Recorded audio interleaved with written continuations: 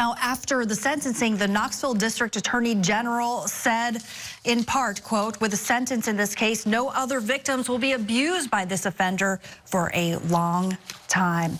Want to bring in our special guest tonight, forensic psychiatrist Carole Lieberman, and I understand that you have a lot of experience with domestic abuse survivors.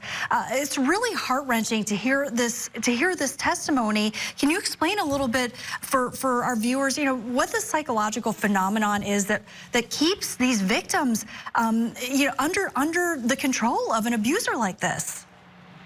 Yes, well, he fits the psychological profile of what I've called the Prince of Darkness. This was in my first book, Bad Boys, Why We Love Them, How to Live With Them, and When to Leave Them. And this is a type of man who is extremely charming, you know, as she mentioned, has a quick courtship, gets women to fall madly in love with them, and then little by little shows their true colors. And any time that they think that the woman is perhaps thinking of leaving him, whether they're married or not married, that is when the rage comes out, and they can take any kind of slight and interpret it as, oh, she's getting ready to leave, and that's when the violence comes out. Wow, it is so frightening. And we heard one of the victims, Miss Chapman, talking about how this has really traumatized her, even to this day. Actually, let's play a clip of some of that testimony. Can you tell the court now how this whole thing has affected you?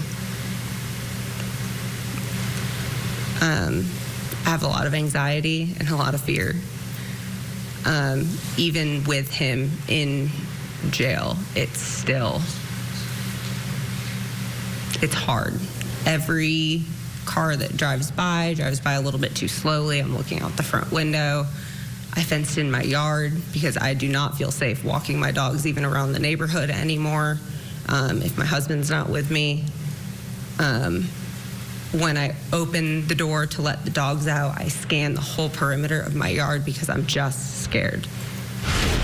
And it's so heartbreaking to hear this, and unfortunately, I'm sure that you've heard this before. For a lot of our viewers out there, what do you think that they should be aware of and maybe be on the lookout for people in their lives? Well, first of all, the women who are attracted to bad boys in general, and this type of bad boy, it has to do with them having a dysfunctional relationship with their father when they're growing up. And that makes them feel unlovable.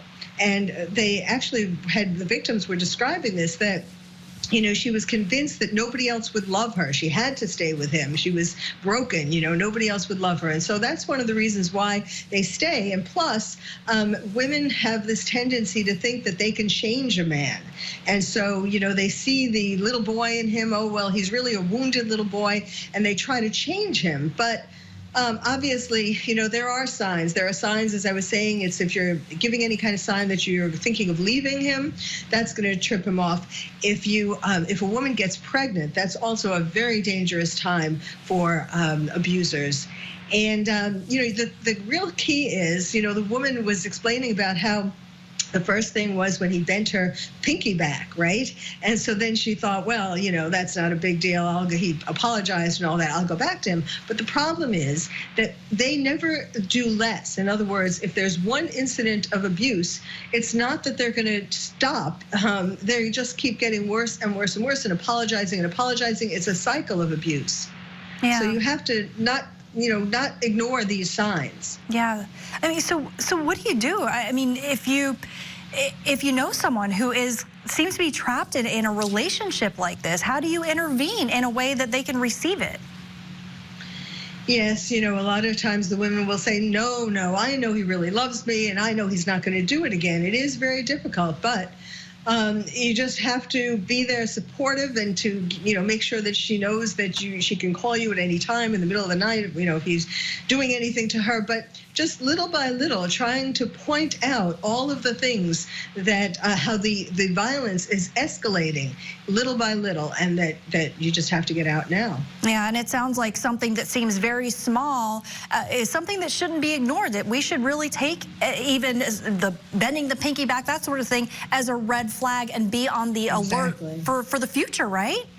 Exactly. You just have to keep pointing out all of these red flags. You know, it's like these are the men who don't want the women to, they want to isolate the women. They don't want them to, have friends or family around. They don't want them to be able to consult with people. I mean, that's the hard part. They try to isolate them from their friends so that they don't hear about how you have to get out of this relationship.